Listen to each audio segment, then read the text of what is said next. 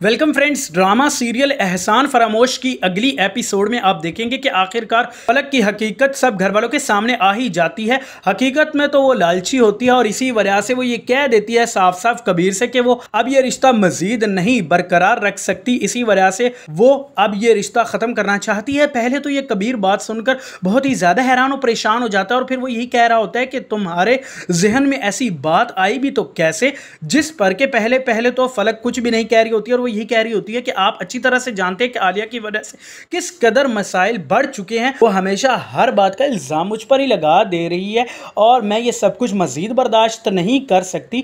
लेकिन फिर जैसे ही ये हकीकत सामने और मंजर आम पर आती है कि फलक तो नवाल की बहन ही नहीं है, जिसके बाद फिर कबीर भी मजीद बर्दाश्त नहीं करता और यह रिश्ता और ताल्लुक ख़त्म कर देता है, क्योंकि काफ़ी हद तक उसने सच्चाई और खुद इधर फलक की अपने ही कानों से बातें सुन ली होती हैं, जिसमें कि फलक का रवैया साफ साफ नजर आ रहा होता है उसे आलिया के साथ। और तब जाकर बहुत ही ज्यादा पछता रहा होता है और शर्मिंदा भी होता है कि उसने इससे मोहब्बत की जिसने उसकी जरा सी भी परवाह और कदर नहीं की। उसके दिल में उसकी जरा सी भी मोहब्बत नहीं थी। इसी वजह से फिर वो आलिया भाभी से भी माफी मांगेगा और यही कहेगा कि आप सच्ची थी, आप बिल्कुल सच कहती थी, मैं ही बेवकूफ था जो कि आपकी बातों पर एतबार नहीं कर सका।